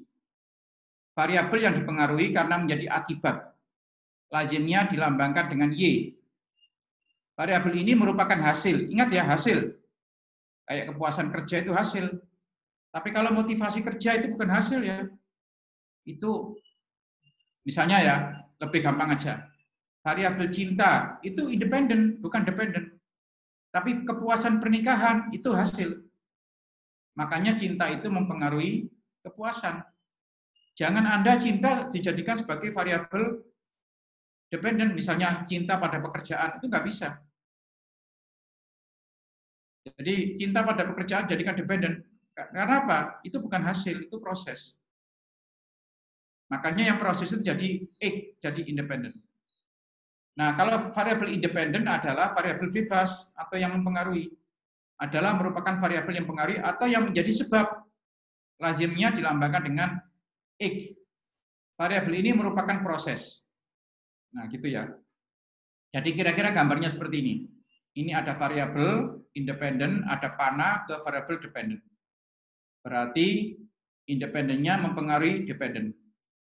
Istilah ini digunakan untuk penelitian pengaruh.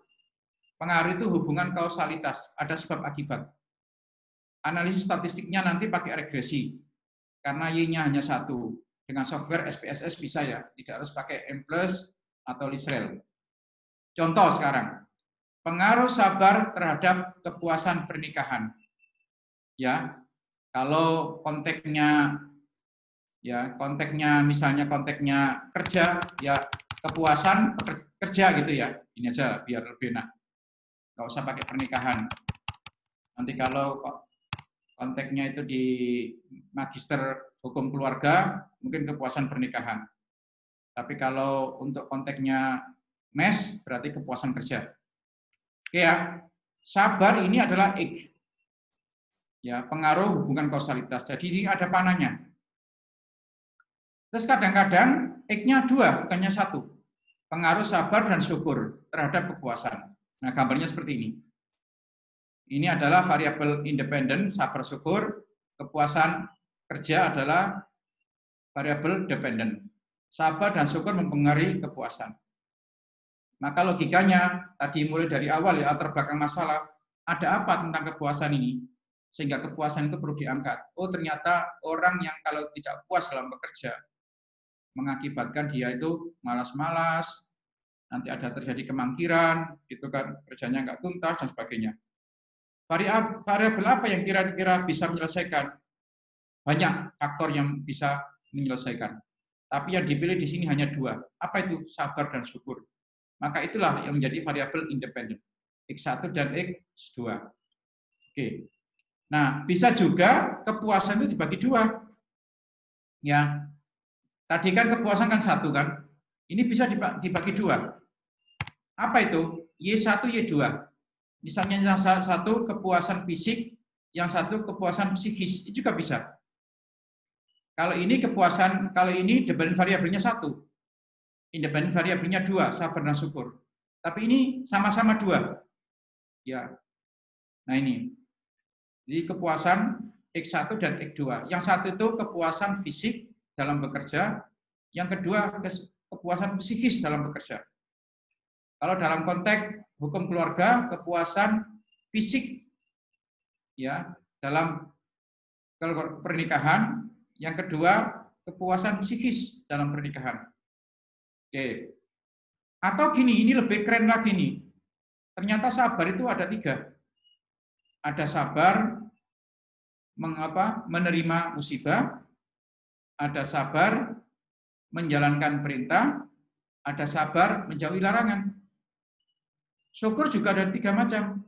Ada syukur dengan lisan, misalnya alhamdulillah, terima kasih ya. Nah itu. Ada syukur dengan hati.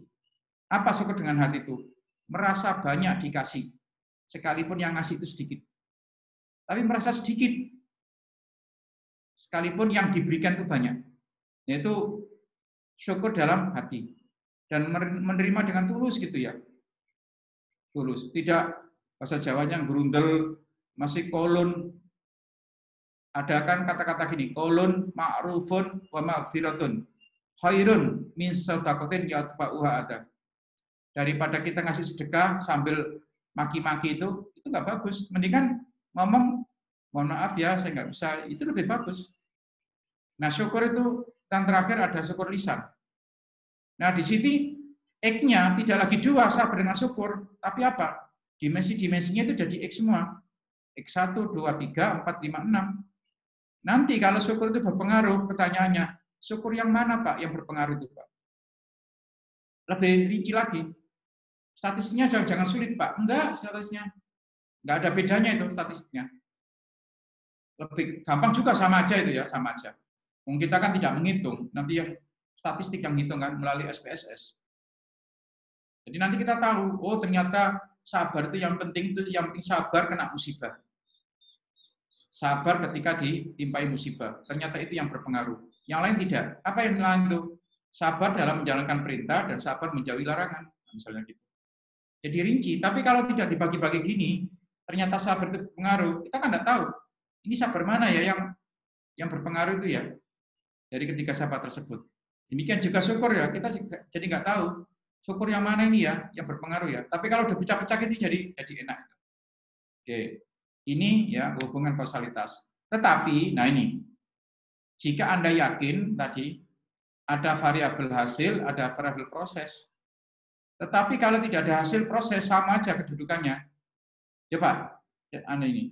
Jika hubungan tidak kausalitas, maksudnya tidak ada sebab akibat ya, maka disebut dengan korelasi. Dan tidak ada variabel yang mempengaruhi, tidak ada variabel yang dipengaruhi. Ini banyak salah itu ya. Maka tidak ada istilah, ya, biasanya menggunakan judul hubungan atau korelasi. Variabelnya cukup disebut dengan variabel 1, variabel 2. Tidak boleh disebut dengan variabel X dan Y. Karena X dan Y itu hubungan, kausalitas atau pengaruh. Hubungan kausalitas itu atau pengaruh ya. Tapi kalau variabel 1, 2 itu variabel yang tanpa pengaruh. Hubungan gitu aja. Makanya coba di sini ya, tidak ada panahnya. Tidak ada panahnya ini. Loh Pak, kenapa Pak tidak ada panahnya Pak? Coba Anda perhatikan ya. Sabar, syukur, itu sejajar. Tidak mungkin sabar mempengaruhi syukur atau syukur mempengaruhi sabar, enggak. Sejajar itu. Nah, dalam ini adalah hubungan. Hubungan ya. Hubungan. Misalnya gini, contoh ya, kalau dalam bisnis, ada toko makanan. Kita ingin tahu ya, keberhasilan daripada warung ini atau restoran ini, makanan apa yang paling berpengaruh. Keberhasilan ya. Jadi ini jadi terkenal, ya brandednya udah luar biasa, kemana-mana, terkenal, banyak orang mesan, ya baik langsung maupun pakai online gitu ya, di restoran tersebut. Lalu kita ingin meneliti, apa sih yang menyebabkan dia terkenal itu, laris manis itu? Makanan apa saja? Oke. Ternyata makanan di situ banyak. Ada soto. Soto ya. Di sana disebut soto apa? Coto ya. Kalau di apa namanya? Palangkaraya. Soto, Pak. Soto, bukan coto ya? Makassar kalau coto, Pak. Oh gitu ya. Makan soto itu yang enak yang apa? Makan soto yang paling enak itu soto apa? Tahu enggak? Apa tuh, Pak? Makan soto yang paling enak itu ketika didampingi oleh Siti. Nah, itu lebih enak itu. Kalau soto aja biasa itu. Kalau didampingi Siti itu lain itu. As'ad belum merasakan sih. Coba rasakan itu. Makanya nikah dulu kamu. Ya, tapi nikah itu enaknya hanya 5% As'ad. Yang 95 itu enak tenan itu. Makanya itu ya. Oke, saya teruskan ya. Apa penyebabnya ya sehingga restoran itu jadi terkenal? Maka Anda bisa menggunakan pengaruh soto, pengaruh apalagi ya, rendang, pengaruh ini terhadap keterkenalan tadi ya, warung tersebut. Nah, itu boleh, karena apa? Soto dengan rendang itu adalah mempengaruhi tingkat keberhasilan restoran tersebut. Tetapi kalau Anda mau soto dengan rendang, itu tidak boleh, pengaruh rendang terhadap soto nggak bisa. Karena apa? Itu sejajar posisinya. Nah, itu harus pakai korelasi. Harus pakai hubungan. Korelasi atau hubungan. Jadi hubungan itu tidak ada yang pengaruhi, tidak ada yang dipengaruhi. Kalau berhubungan berarti, maksudnya gini, kalau berhubungan ya, kalau kita mau meningkatkan pendapatan restoran ini, karena soto dengan rendang itu berhubungan, maka ketika kita menyuguhkan soto harus diikuti rendang. Itu aja nanti. Tapi kalau tidak ada hubungan, maka ya nggak usah.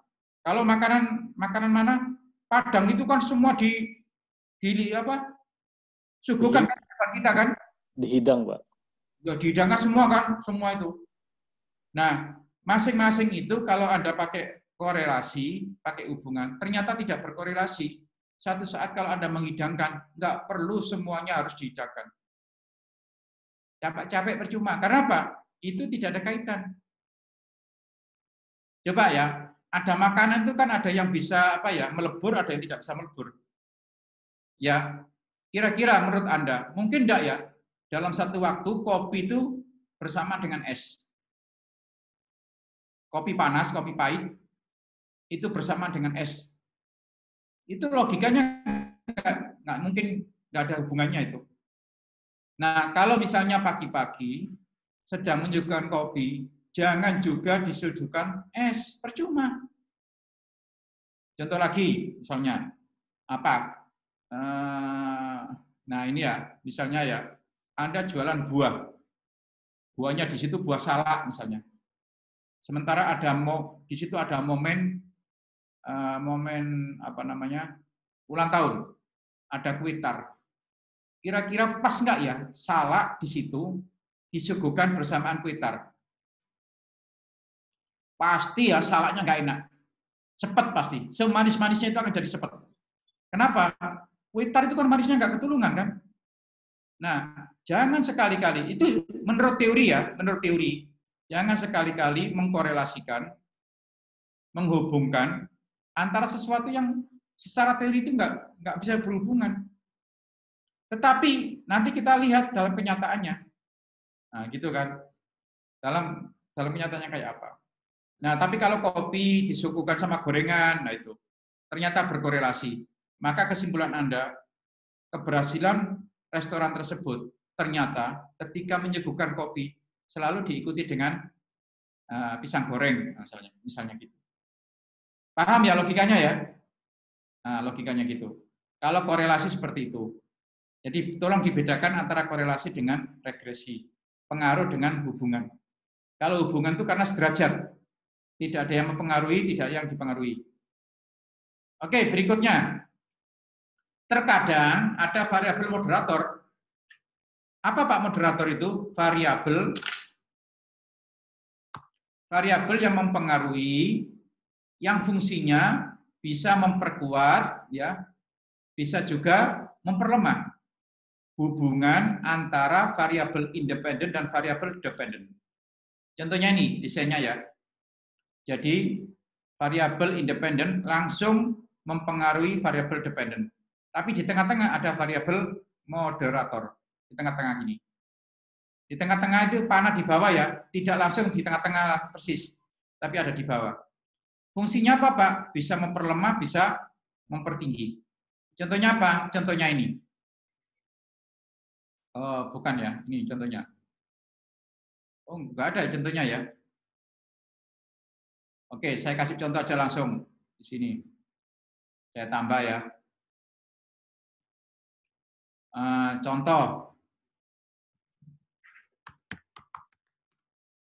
Contoh ya.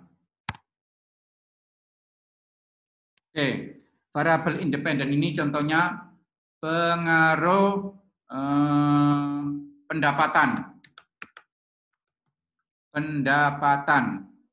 terhadap harapan hidup. Asumsinya, oh enggak, salah ini. Aja. Misalnya ini kinerja aja.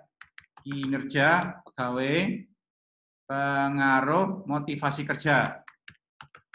Motivasi kerja terhadap kinerja pegawai. Nah, di tengah-tengah ini ada stres kerja. Stres kerja. Oke, ini contohnya ya. Maksudnya, motivasi kerja itu mempengaruhi kinerja. Semakin tinggi motivasi kerjanya akan semakin meningkatkan kinerjanya. Tapi kalau semakin rendah motivasi kerjanya akan semakin rendah kinerjanya. Yang gitu kan? Nah, di tengah-tengah ada stres kerja.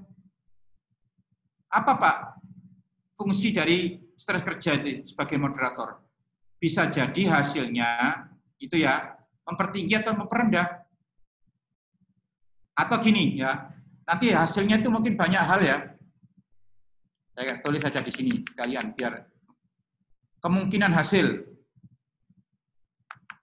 Kemungkinan hasil. Satu, awalnya ya X tidak mempengaruhi Y. Awalnya gitu ya. X maksudnya motivasi kerja tidak mempengaruhi. Tetapi setelah melibatkan ya moderator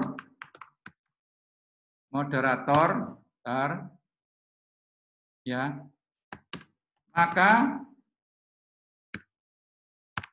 keduanya menjadi pengaruh. Nah, ini kemungkinan pertama. Kemungkinan pertama ya. Bentar. Jadi awalnya motivasi kerja itu tidak berpengaruh terhadap kinerja. Setelah memasukkan stres kerja ternyata berpengaruh. Kemungkinan hasilnya seperti ini.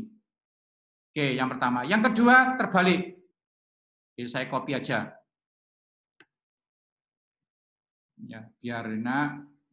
Langsung. Yang kedua, awalnya berpengaruh antara X dengan Y.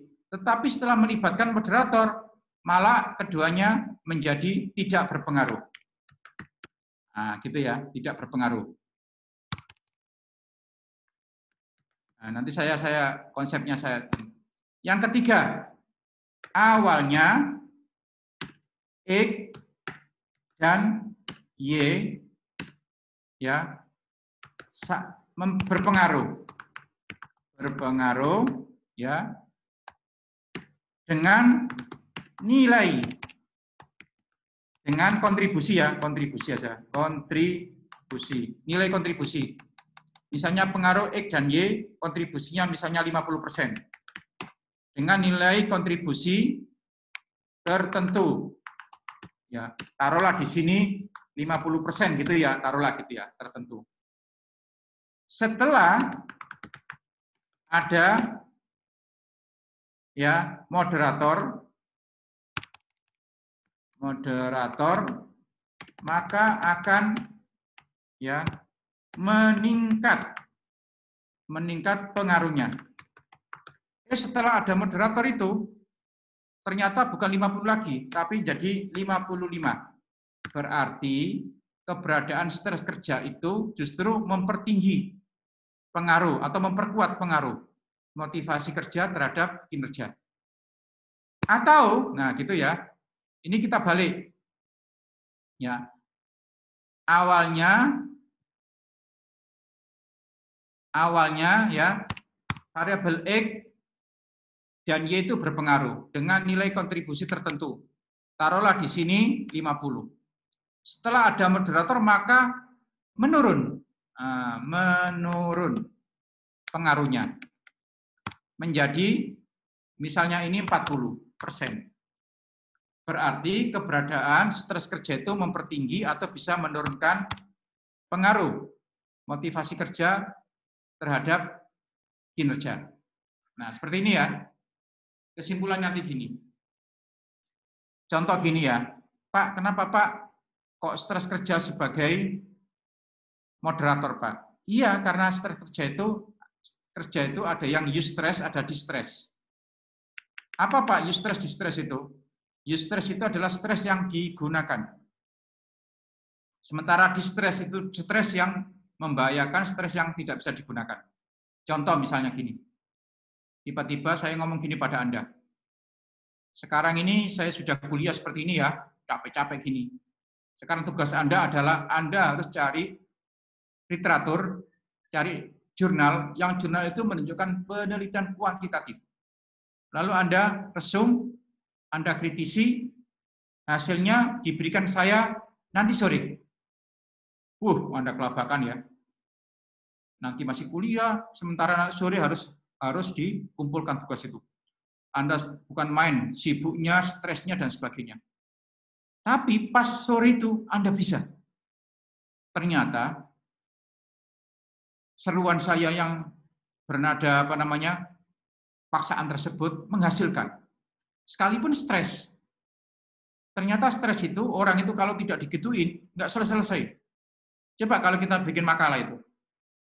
Ya, kalau lama gitu, nggak muncul-muncul idenya. Tapi kalau, besok harus, itu nggak, tiba-tiba muncul itu pemikiran. Ternyata stres itu adalah bisa meningkatkan konsentrasi ya.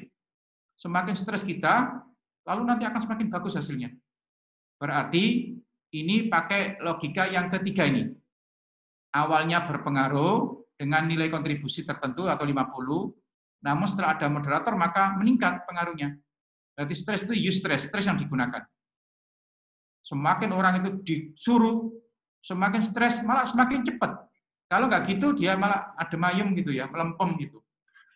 Tetapi bisa jadi, karena tadi mendadak dan sebagainya, Anda pusing, sampai ada drop. Sekali gitu nggak usah kuliah lagi aja, pusing. Ya, Oh iya, banyak tugas, malam ngerawat suami, ngerawat istri, dan sebagainya, bikin pusing aja. Sehingga malam Jumat saya berlalu begitu saja. Malam Jumat tanpa sunnah Rasul gitu ya. Apa itu? Malam Jumat tanpa sunnah Rasul itu apa itu? Ternyata Anda sampai sore pun nggak jadi, belum siap menerima mengerjakan tugas itu. Baik di kantor atau apapun ya, misalnya itu ya. Oh, berarti stres di sini adalah distress. Distress yang menjadikan orang malah nggak produktif. Maka itu berlaku pada kemungkinan yang keempat ini. Awalnya berpengaruh, tetap berpengaruh. Tapi nilai kontribusinya merendah. Dari 50 menjadi 40. Berarti kesimpulannya, stres kerja memperlemah pengaruh motivasi kerja dengan kinerja. Kalau yang 4, stres kerja meningkatkan pengaruh motivasi kerja dan kinerja. Kalau yang kemungkinan 1, stres kerja justru menjadikan ya motivasi kerja dan kinerja menjadikan berpengaruh. Gara-gara ada stres kerja, maka motivasi kerja dengan kinerja jadi berpengaruh.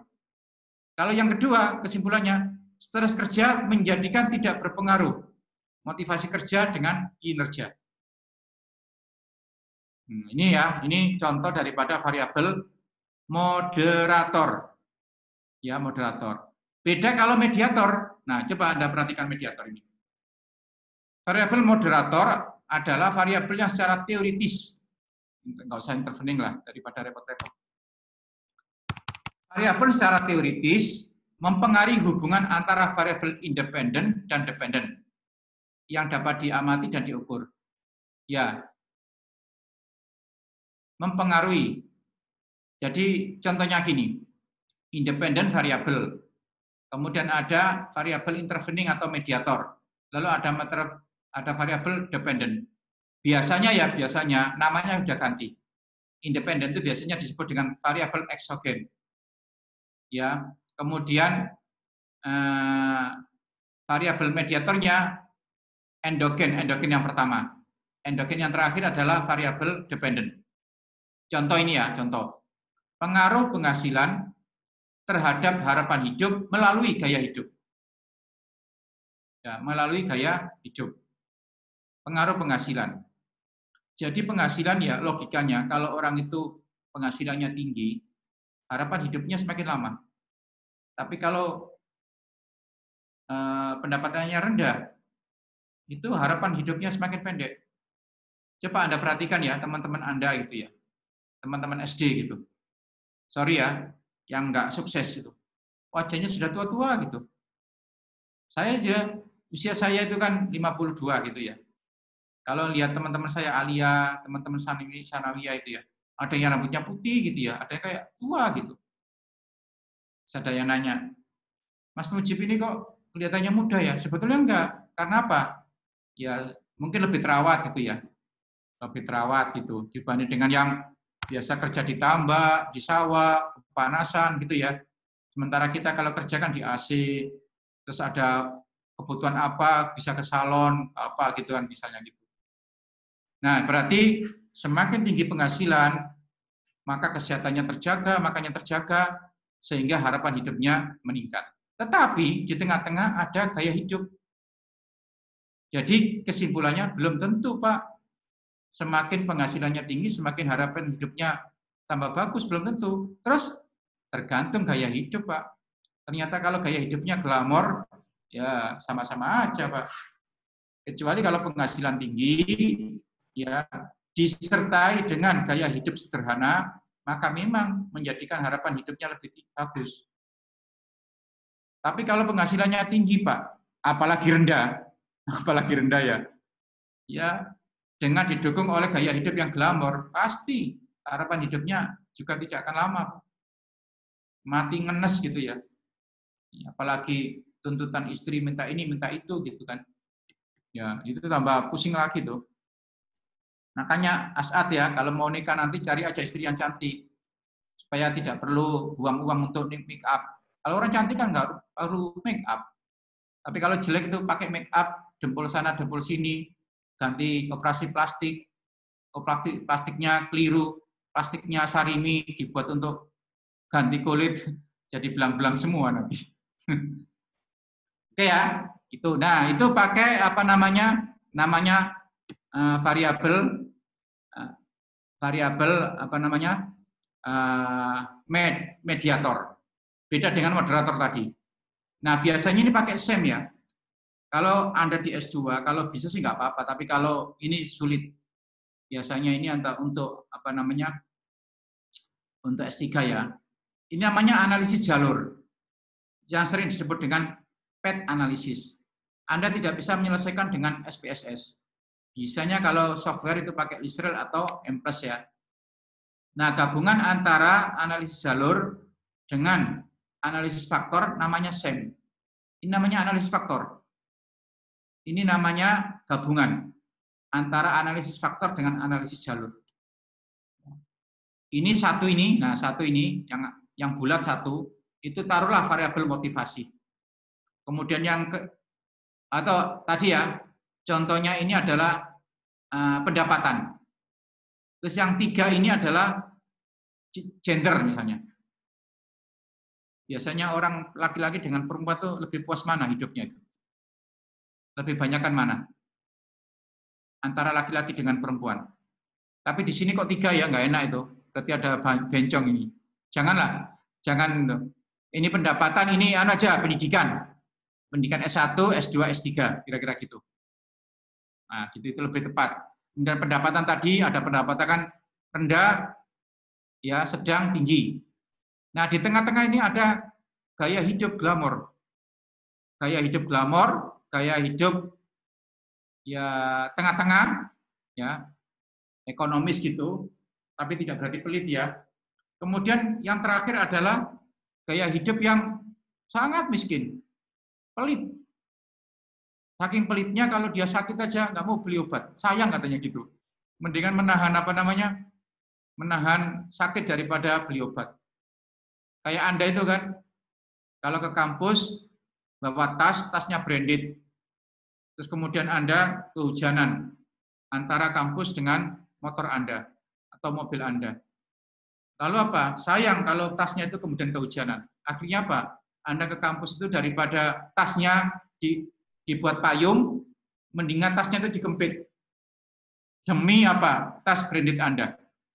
Berarti payung tidak lebih penting ya kesehatan dibanding dengan kan bisa ada orang kan gitu kan. Berarti itu dia pelit terhadap dirinya sendiri. Menjaga kesehatan tidak lebih penting daripada menjaga hartanya itu. Aneh kan orang seperti itu kan. Nah, ada kan tipe orang seperti itu kan. Nah, makanya di sini ya yang tadi apa namanya? Mana tadi? Nah, ini ya. Nah, yang terakhir ini yang bulat satunya itu adalah tadi harapan hidup. Jadi judulnya itu kira-kira gini. Pengaruh pendapatan dan pendidikan terhadap harapan hidup melalui gaya hidup. Nah, itu. Wah, ini nanti akan tahu ya, kecil-kecilnya ini. Kira-kira gaya hidupnya seperti apa ya yang menjadi apa namanya, apa yang glamor atau yang pelit tadi. Bisa jadi ya dua-duanya loh. Justru semakin pelit orang itu semakin harapan hidupnya itu pendek. Atau terlalu glamor. Tapi kalau tengah-tengah sederhana kan. Sederhana itu ya apapun kalau demi kebutuhan ya dilakukan gitu misalnya gitu. Oke ya, ini tentang variabel. Silakan kalau ada yang tanya. Nah, silakan kalau ada yang tanya.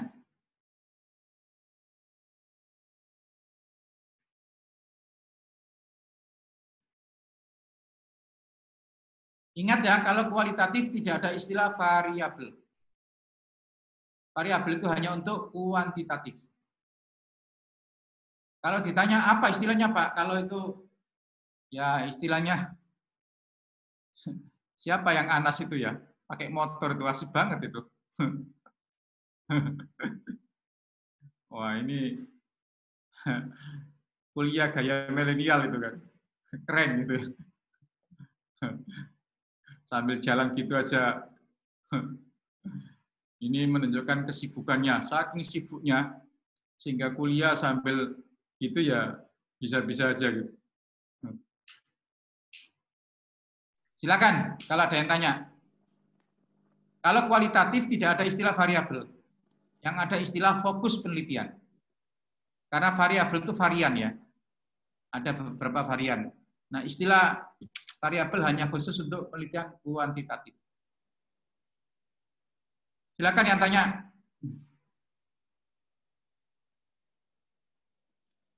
Prof, boleh tanya, Prof? Asad, Prof. Prof, ingin tanya, kalau untuk penentuan variabel moderator dan mediator, itu harus secara teoritis, atau misal kita ambil dari penelitian terdahulu, oh, bagian ini nggak ada nih di penelitian A, bagian ini nggak ada di penelitian B, terus kita jadikan variabel antara dua itu, Prof. Kita harus punya pijakan teoritik. Oke. Ya. Tapi kalau misalnya ya, Anda tidak punya pijakan teoritiknya itu bisa dari buku, bisa dari hasil penelitian sebelumnya. Misalnya kok, penelitian sebelumnya kok merekomendasi ya, Gitu. rekomendasi agar variabel ini dijadikan sebagai variabel moderator atau mediator. Maka itu jadi bagus. Kita tinggal melanjutkan. Jadi harus ada acuan teoritiknya. Oh, berarti tidak masalah, Prof, ya, ambil dari penelitian terdahulunya. Ya, atau dari buku. Oh, gitu. Karena bagaimanapun, ya penelitian kuantitatif itu menguji teori. Kalau teorinya nggak ada, terus gimana? Nah, sekarang gini masalahnya, Pak. Satupun orang tidak ada, Pak, yang meneliti ini. Dan satupun orang tidak ada yang mengatakan ini variabel moderator atau mediator. Ya. Maka gimana, Pak, kalau saya konstruk sendiri? Boleh. Asal Anda meyakinkan dalam kerangka berpikir bahwa variabel itu layak untuk menjadi variabel moderator atau Mediatornya. mediator. Itu harus diungkap dalam kerangka berpikir namanya. Nanti saya jelaskan ya, apa kerangka berpikir. Gitu, Prof. Ya, gitu ya. Ada lagi, silakan.